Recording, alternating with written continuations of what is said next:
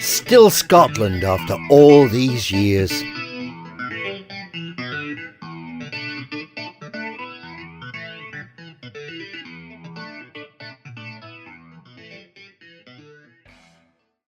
Over the previous 30 years, the English have been building the biggest navy in the world. Although there was one crown for Scotland and England, there were two parliaments, and the English economy was growing with the help of the Bank of England, the Royal Exchange, the Board of Exchange, the Board of Trade, and England was becoming very prosperous as its empire expanded. In 1691, William Paterson of Dumfriesshire in Scotland had proposed establishing a national bank as a means of bolstering public finances, the Bank of England. Scotland's economy depended upon the relationships between laird and tenant. Most people existed on oatmeal and barley. Scotland did export grain, cattle, fish, coal, lead ore. King William and Mary's wars with the French disrupted Scottish trade, and the Navigation Acts stopped Scotland trading in the booming English markets and their colonies. Mary contracted smallpox and she died on the 28th of December 1694. King William was devastated. It was a very cold winter. The Thames in London froze over. Mary's body was embalmed and lay in state in the banqueting house in Whitehall. On the 5th of March, she was buried in Westminster Abbey. Her royal funeral was the first attended by all members of both Houses of Parliament. For the ceremony, Henry Purcell wrote some music called Music for the Funeral of Queen Mary. Acts of the Scottish Parliament, 1695. The Blasphemy Act, the Bank of Scotland, the Darien Company. In 1696, in February, Scottish Jacobites Robert Chunnock, George Berkeley, Sir John Fenwick failed to assassinate William III on the road between Brentford and Turnham Green to the west of London. The 9 Years' War, 1688 to 1697, disrupted Scotland's trade. Thomas Aikenhead, 1676 to 1697. He was a student from Edinburgh, and his short life brought real change to the way things were going. Englishman John Locke, father of liberalism, wrote of toleration and that religious belief was a matter for private conscience. Science and religion were starting to clash. Galileo Galilei had looked through his telescope. Earth went around the sun. The sun did not go around the earth. On a cold winter's day, Thomas Aikenhead made a joke. He said, "I wish I was in the place where Ezra called hell so I could warm myself there." He had previously stated that the Gospels were Ezra's romances and that Jesus had not performed miracles but had used tricks to fool the witless fishermen, the apostles. He was executed at the age of 20 on a charge of blasphemy under the Blasphemy Act 1661 and the Blasphemy Act 1695. He was the last person in Scotland to be executed for blasphemy. Science bumping into religion. Galileo had been in trouble with the Roman Catholics. Aikenhead had touched the raw nerve of the Protestants. Latitudinarianism was on the rise. More freedom than had been around the Calvinists and the Puritans. There was a feeling that the supranatural and the scientific could exist happily together. Isaac Newton saw no conflict between science and religion. A space was opening up for new thinking, which Scots were going to take full advantage of. Newton described gravity, refraction, and much else. Could it be that Newton and the other scientists of the time had learned that to go against the majority beliefs was a recipe for conflict, but to cozy alongside, allowing the old ideas where God created the heavens and the earth in 6 days to carry on while showing other possibilities? Humans do have a remarkable quality, that is to believe two totally opposed concepts as true, both at the same time. 1695, 1696, 1698, 1699, failed harvests, an era known as the 7 ill years. 1695 was the first year of a series of catastrophic harvests where there was a little ice age compounded by the 9 Years' War. Currency was also difficult. Scottish money was not widely accepted, and traders had to work in many different currencies. French protectionism and changes in the cattle trading, the 7 ill years left 25% of the population of northeast Scotland dead. A phrase in history which could account for the special feeling many Scots have for their countrymen and women. The Great Famine of these years killed 1/3 of the population of Finland, 1/5 of Estonia, and many died in Latvia, Norway, Sweden, France, and northern Italy. 1st January 1700. Protestant countries in Western Europe, except England, stopped using the Julian calendar in favour of the Gregorian calendar, which Catholic nations had been using since 1582, instigated by Pope Gregory XIII. The Gregorian calendar shortened the year by 0.0075 days, stopping the calendar drift with respect to the equinoxes and ensuring that the date of Easter was correctly calculated. The Darien Scheme, 1698 to 1700. Scots understood that the English were improving their wealth through colonisation. Andrew Fletcher and William Paterson pushed the idea of the Darien Scheme. But so many things got in its way. The English were against it. They ruled that it was unlawful. They told investors to withdraw funds. But against all these odds, 3 ships did set sail in July 1698 to go all the way over to the Americas, to a small strip of land that was known as Darien. It turned out not to be such a paradise. The Spanish attacked them. The English did their best to make things difficult. Some of the goods which they took to trade were of little value in the warmth of the tropics. Nearly all the settlers died. The scheme's failure all but left Scotland bankrupt. Many lost all the money they had. 1701, Captain William Kidd of Dundee, a pirate, died. He was romanticised after his death, and his exploits were transferred to the pirate-themed works of fiction and the idea of buried treasure. It contributed to his legend and inspired many treasure hunts. There were rumours during the 1690s of William's alleged homosexuality. There were publications in many satirical pamphlets by Jacobite supporters. He did have several close male associates. 2 Dutch courtiers were given English titles. William left no heir. His wife Mary had had a miscarriage in 1678. William broke his collarbone falling from his horse Sorrel, a horse which may have been confiscated from Sir John Fenwick, who had conspired to assassinate William. The horse is said to have stumbled on a Mauser hill.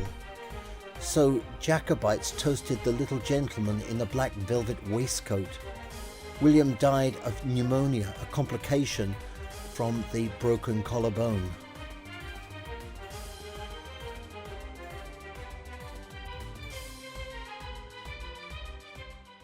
The Act of Security, 1704, was a response by the Parliament of Scotland to the Parliament of England's Act of Settlement, 1701. If Queen Anne died with no successor, Scotland could have chosen their own new monarch, James Stuart.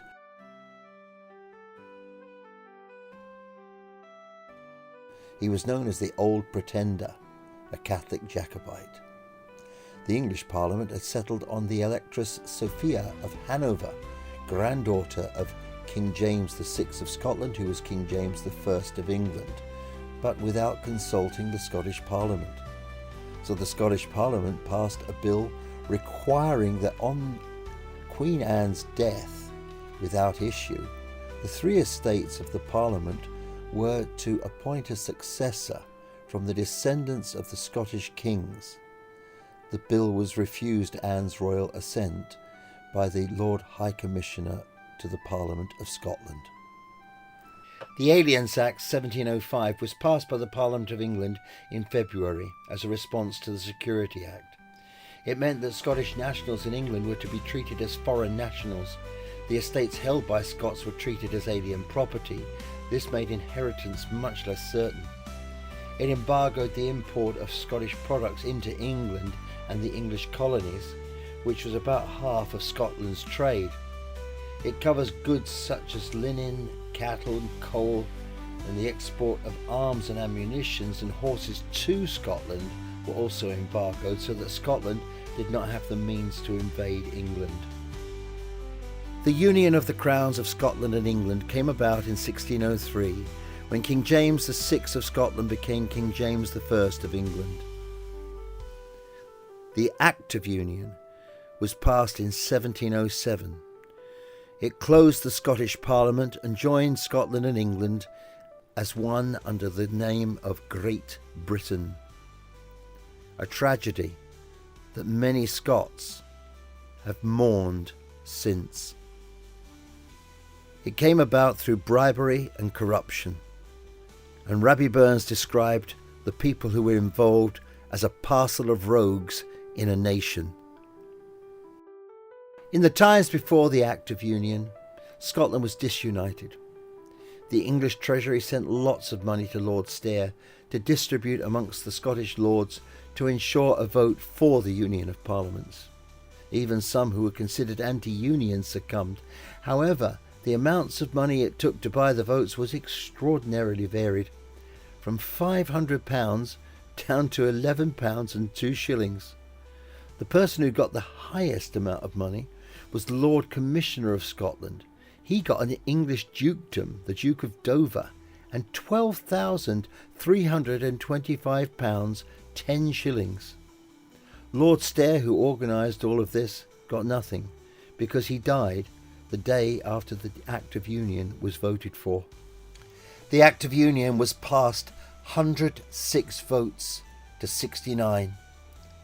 Scotland's Parliament voted itself out of existence. Scottish hero Andrew Fletcher was locked up in Stirling Castle. Anti-union leaders were transported to London and tried as Jacobites. Scotland still existed, but as one of the oldest countries, it was no more a self-governing state. It was melted into the Great Britain, and many people feel that the great has never been proven. Later, Andrew Fletcher went to live in Paris, where he died in 1716. He had done his best to limit the powers of the English ministers in Scotland. The Act of Union meant that Scotland had 45 seats in the English Parliament, whereas Cornwall had 46.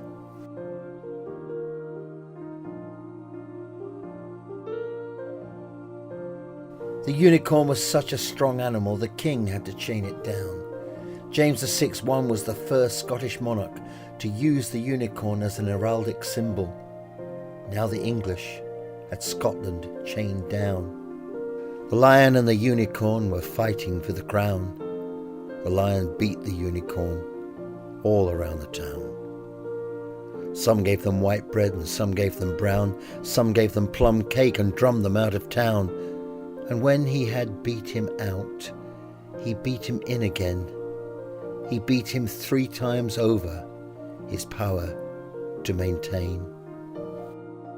Here is the list of the 106 who voted for the Union.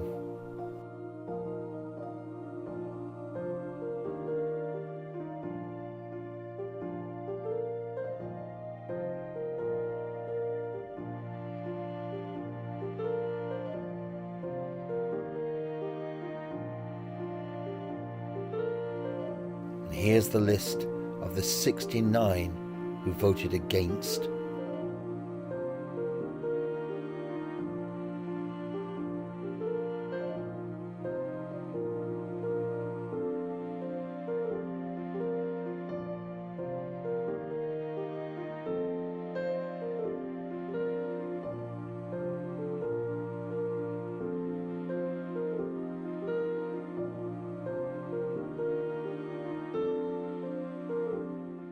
One of the most difficult roles in any society is that of the outsider, the stranger, the foreigner. People feel comfortable with that which they know. Some use the term comfort zone. Making choices is a tough business. Indeed, there is one group in society who absolutely find making choices the most difficult of things. Making choices is sometimes limited by extraneous circumstance, a lack of funds, difficult surroundings, awkward people around and about. Society in general limits the individual choice. People are not generally allowed to murder or to steal or physically assault, drive beyond the speed limit, etc. There are many choices to make, and the more choices there are to make, the better the self-image required. Slaves do as they are told or they die. Humans have that inane optimism that things will get better, even when there is no evidence to suggest that they will. Servants do much as slaves, but they receive monetary reward for work done. Those who work in a business may get more benefits, holidays, a chance to rise in the ranks, promotion. The people who own the business have more benefits and more responsibilities, therefore more choices. The good part, though, is there's a structure, a time to start work, a time to eat lunch, dates for holidays. Suppose a person is beyond that. They've done enough in life to not have to work for money, so they have all the time they wish to do with what they want. No one tells them what going home time is. Joining a religion or a church gives people a place and a wider set of do's and don'ts, which limit the number of choices which have to be made. A member of a church or a club or another organisation who keeps within the rules enjoys the comfort of membership of the group, and there are fewer choices that have to be made, and members can defend their group and fight for its regulations, often with passion and fervour. People also tend to like to be a part of the majority, because the general belief is the greater the number supporting or buying something makes that something the best, which is only sometimes the case. So religion, churches, clubs and organisations come to life and grow and develop, and many take a long time to reach an end, if they ever do. That is how the Reformation happened, and how John Knox and his Presbyterian doctrine still has an echo through Scottish society today, and is so very different from society from that in England or France or in the Netherlands, etc. History is so very important. There is so much more of the great story of Scotland still to be told. Farewell to all our Scottish fame, farewell our ancient glory. Farewell even to the Scottish name, sae fame in martial story. New Sark runs o'er the Solway sands, and Tweed runs to the ocean, to mark where England's province stands, sic a parcel of rogues in a nation. What force or guile could not subdue through money warlike ages, is wroth new by a coward few for hireling traitors' wages. The English steel we could disdain, secure in valour's station, but English gold has been our bane, sic a parcel of rogues in a nation. O would ere I had seen the day that treason thus could sell us, my auld grey head had lain in clay wi' Bruce and loyal Wallace. But pith and power, till my last hour, I'll mark this declaration: we're bought and sold for English gold, sic a parcel of rogues in a nation. The film is littered with brutality, acts of mind-numbing cruelty. It is my strong belief that much of that comes under the heading of revenge. And sadly, to my mind, much of what the justice system of today is about is simple revenge. It really fails to help those who have been wronged or the wrongdoers. or the wider society. Madness is defined by some as repeating actions whilst expecting a different result. I'm hoping that someday very soon that people will realise that money will not solve all their difficulties, and that there are things that challenge the whole human race that need to be addressed right now without reference to how much it will cost. Otherwise there will be no one left to count the cost. Has Scotland, or indeed the people of the planet, learned anything from the time covered by this wee film? Well, not all the people on the planet have an equal start, nor an equal position. Here am I, an older person, having had the luxury of a loving start in life and having had enough brain at my disposal that has allowed me to thrive and produce funds that were a part of raising my children and setting them on their way. It has not been all a bed of roses, but I've not had to suffer under notorious political or religious regimes. The wars that have happened in my lifetime have been somewhat distant physically. The wars of my parents, grandparents and great-grandparents that were face to face with still linger in the stories they told me of their experiences, and that's enough for me to know that to repeat those is the most stupid thing we humans do, and yet we still do. I have not been a woman in Iran or Afghanistan, nor a shoeshine boy from Soweto. I've not been a wee boy working in a cobalt mine in the Congo. I'm probably one of the luckiest humans who ever walked this planet.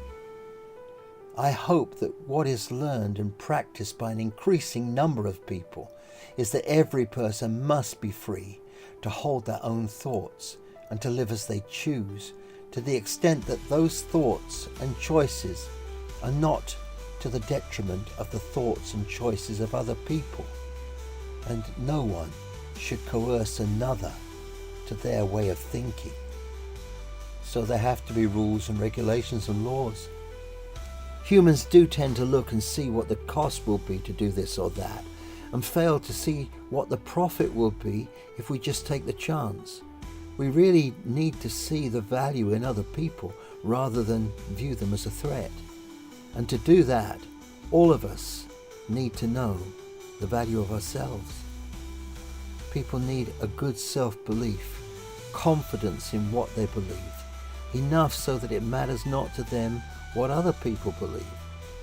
It matters not to me if you think that the world is flat. What would matter is if you want to force me to think what you think. It matters not to me if you think the world is flat. What would matter is if you want to force me what you think. What would matter is if you want to force me to think what you think. Oh, there once was a troop o' Irish dragoons come marching down through 5EO, and the captain's fallen in love with a very bonny lass, and her name it is cried Pretty Peggy, oh. There's many a bonny lass in the How of Octolas, there's many a bonny lass in the Garry, oh. There's many a bonny Jean in the streets o' Aberdeen, but the floor of them all bites in 5EO. Come down the stair, pretty Peggy, my dear. Come down the stair, pretty Peggy, oh.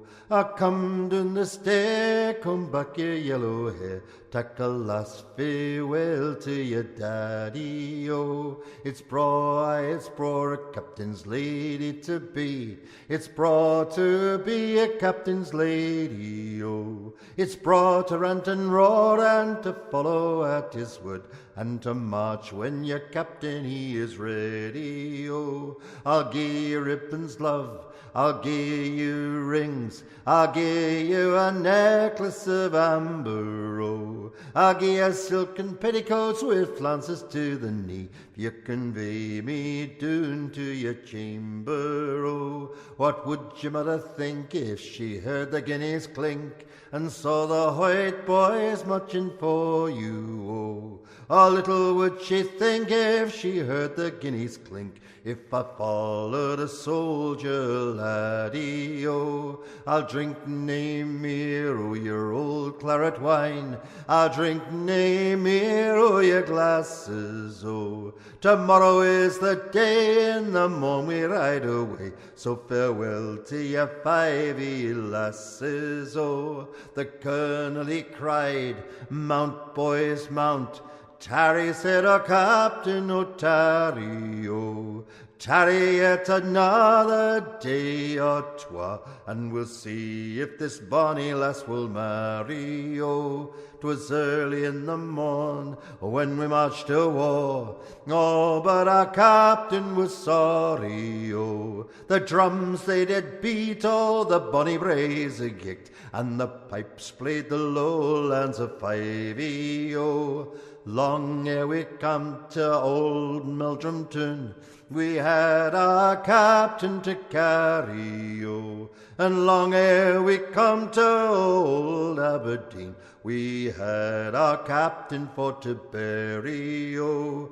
Green grow the works on bonny either side, all low lie the lowlands of 5 oh. The captain's name was Ned, and he died for a maid, oh, he died for the chambermaid of 5 oh. I never did intend a soldier's lady for to be, I never will marry a soldier, oh.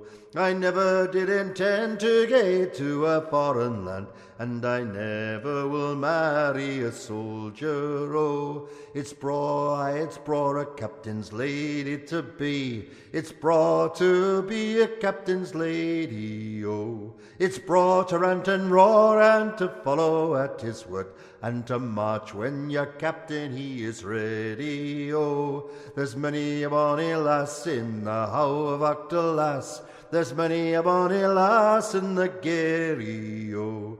There's many a bonny Jean in the streets o' Aberdeen, but the floor of them all bites in 5 oh.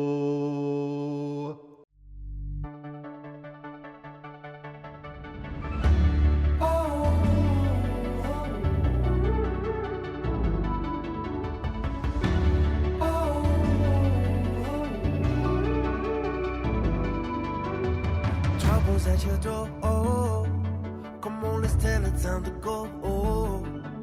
If there's one thing that I know, oh, oh, we're gonna make it, we're gonna make it, we're gonna make it through, one step becoming two, 'cause as long as we are breathing, there's reason for believing, we're gonna make it through. There's nothing we can't do. Oh, oh, oh, oh.